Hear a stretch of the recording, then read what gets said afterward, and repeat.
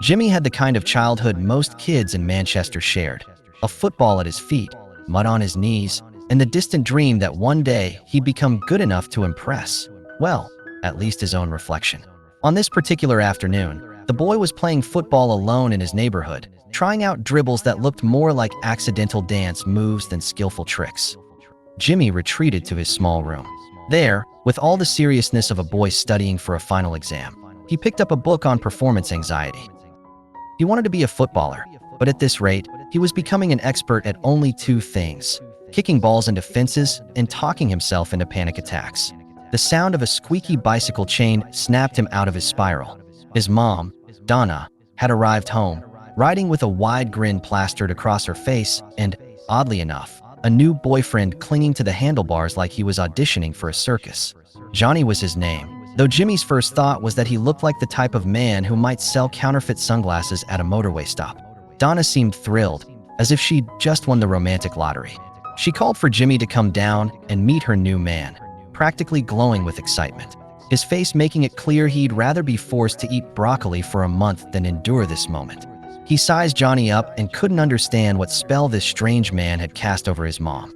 Johnny looked odd. Johnny, caught between bemusement and curiosity, found this revelation intriguing and began bragging about his fancy, expensive bike like it was the crown jewel of Manchester's transportation system. Jimmy's eyes glazed over instantly. Donna, eager to redirect, proudly told Johnny that Jimmy was a football fanatic. Johnny puffed out his chest and claimed he liked football too. Moments later, the man proved it by challenging Jimmy to a quick kickabout, only to knock him to the ground with all the grace of a rhino on roller skates. And Donna's face flashed with anger at Johnny's overly aggressive play. But Johnny insisted he hadn't realized Jimmy was so fragile. To make up for it, he began demonstrating kung fu stances in the middle of the street, promising to teach Jimmy how to toughen up. The sight of Johnny waving his arms like a budget martial artist was ridiculous enough to crack Jimmy's poker face, and he actually laughed. Johnny looked proud of himself for winning over Donna's son, if only briefly. Tea time quickly followed, with Johnny and Donna heading inside. Jimmy lingered outside, preferring the fresh air to his mom's new love interest. If you enjoyed this recap, don't forget to like, comment, and subscribe for more stories like this. By the time he went in, Johnny was preparing to leave, and Donna chirped her goodbyes to him. Once Johnny was gone, Donna noticed the unimpressed storm clouds still parked on Jimmy's face. She reminded him that Johnny was funny, nice, and, most importantly, made her laugh. Jimmy said nothing. Sometimes silence speaks louder than groans. The next morning at school, Jimmy's mood hadn't improved. He crouched behind a parked car outside the gates, spying on the two school bullies who stood guard like feral security officers. Psycho and Gordon, two self-proclaimed Manchester United fanatics, were busy terrorizing anyone daring to wear the colors of rival clubs. Their current life mission? Making the existence of Manchester City fans as miserable as possible. Unfortunately, Jimmy happened to be one of the rare, unlucky City supporters in the school. His allegiance was practically a neon sign saying, "Please bully me." When the PE teacher, Eric, walked past, Gordon shouted a taunt about him soon losing his job.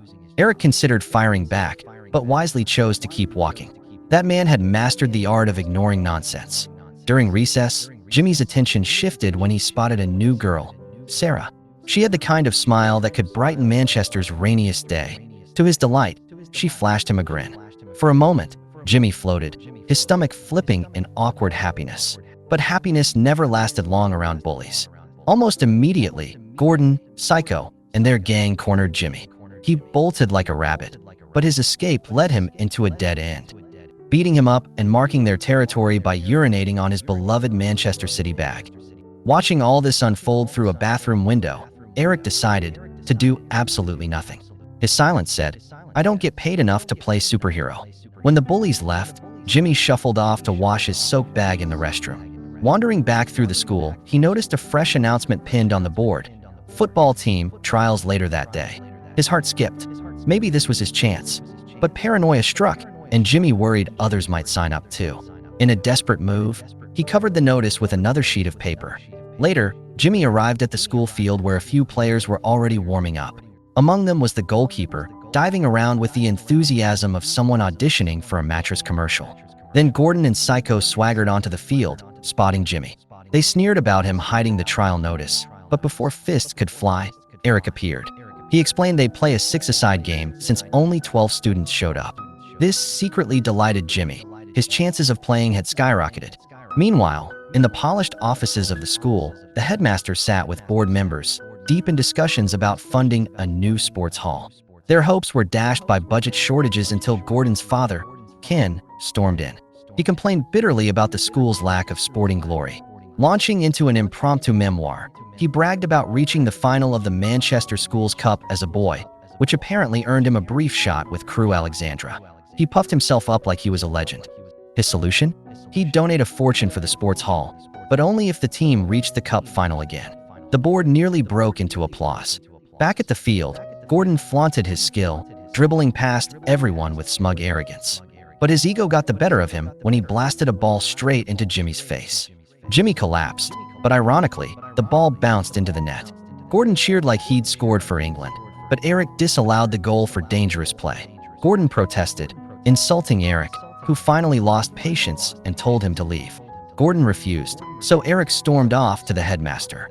In the office, Eric explained the situation, but the headmaster sided with Gordon.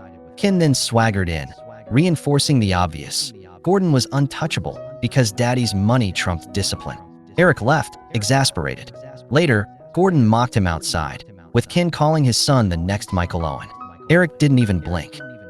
The man had mastered the ancient teacher's art of pretending not to hear parents' delusions. School ended, and Jimmy walked home, humming to himself. Embarrassingly, he began singing aloud. Unknown to him, Sarah was nearby and overheard, clapping at his surprisingly decent voice. Flustered, Jimmy panicked and bolted like someone had set off a fire alarm. That evening, Jimmy visited his mom's workplace, craving her attention. But Donna was drowning in tasks, leaving her boss to inform Jimmy she'd be staying late. Dejected, he trudged home, only to bump into Gordon and Psycho again. Predictably, they chased him, but this time fate intervened. An elderly woman named Alice pulled him into an abandoned, soon-to-be-demolished house. Alice's home was eerie, like the set of a ghost story. Jimmy regretted stepping inside until his eyes caught a pair of boots hanging in her room. Alice claimed she'd seen him practicing football alone and insisted the boots were special. Jimmy half-joked, asking if they were magical. Alice, with a twinkle in her eye, confirmed they were. Jimmy accepted them, though doubt clung to him like bad perfume. On the way home, skepticism took over. He hurled them into a waste dump. When he returned home, his mom's ex, Harry, was outside, begging forgiveness. Harry had been the one to take Jimmy to his first Manchester City game, but the small problem of being married at the time had doomed his romance with Donna. Jimmy brushed past, uninterested in adult soap operas. The following day, Jimmy's spirits lifted when he saw Sarah standing up to bullies. Soon after, the school football team prepared to leave for their match against Wreckingham.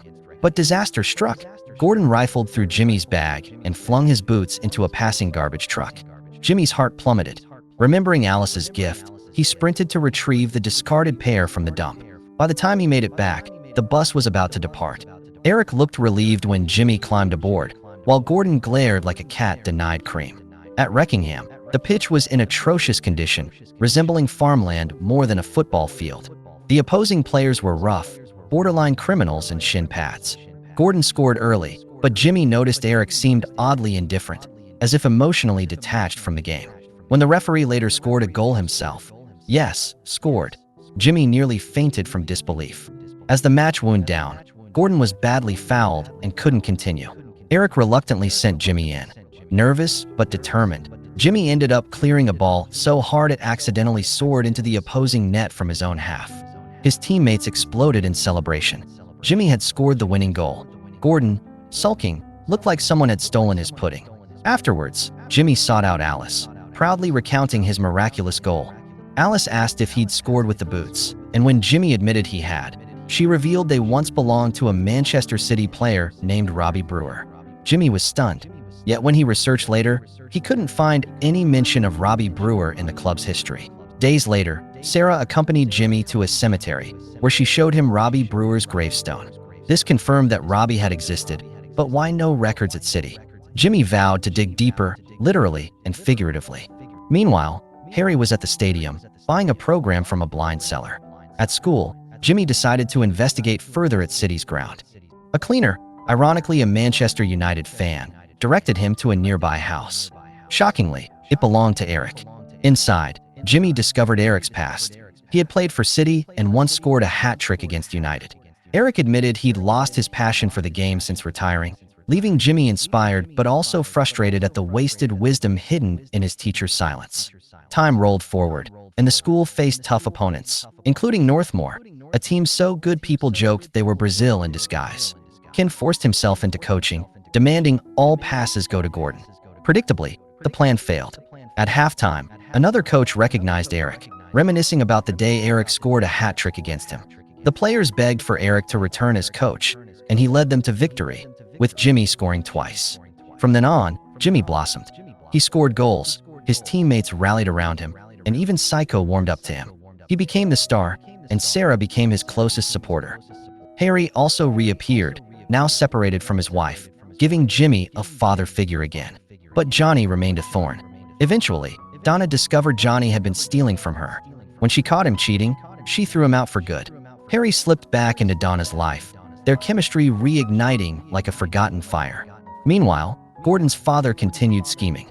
Before the final, Ken tried to force Jimmy onto the bench so Gordon could shine in front of scouts. The headmaster initially caved, but backed down when the team threatened not to play without Jimmy. Furious, Gordon stole Jimmy's boots and hurled them into a canal. Jimmy was crushed. His magical boots were gone, and worse, Alice was found dead after freezing in her collapsing home. It felt like the world was falling apart. With his confidence shattered, he trudged into the final match and played poorly, his team trailing by 2 goals at halftime. That's when Harry stepped in. He reminded Jimmy that no boots, magical or otherwise, could create talent. Confidence had to come from within. Eric echoed this, sharing stories from his own career. Then came the revelation. The blind program seller at City's Stadium was Robbie Brewer himself, Alice's son. Robbie explained that the boots weren't magical at all. Alice had bought them for him as a child when he was chosen as a mascot. The so-called magic was really just Jimmy's belief in himself. The truth hit Jimmy like a free kick to the chest. He didn't need magic. He needed faith in his own ability. In the second half, Jimmy came alive. He scored, assisted Gordon for the equalizer, and in the dying moments, led a counterattack. Stopping just short of the goal, he deliberately blasted the ball into Gordon's face, which ricocheted into the net. Victory. Sweet, ridiculous victory. The stadium erupted. Jimmy was carried by his teammates. Eric hugged him like a proud father, and Donna watched tearfully beside Harry. Their love rekindled. Scouts came sniffing, offering Jimmy a chance at Manchester United, but Jimmy cheekily turned them down, declaring his heart belonged to Manchester City. Gordon sulked, Ken fumed, but the team celebrated. Sarah claimed Jimmy as her boyfriend, and he accepted with a smile that stretched wider than the Etihad. Jimmy had learned the most important lesson: no magical boots, no shortcuts. Just belief, hard work, and a little bit of cheeky luck. And maybe, just maybe, a football to the face could win a final. If you enjoyed this recap, don't forget to like, comment, and subscribe for more stories like this.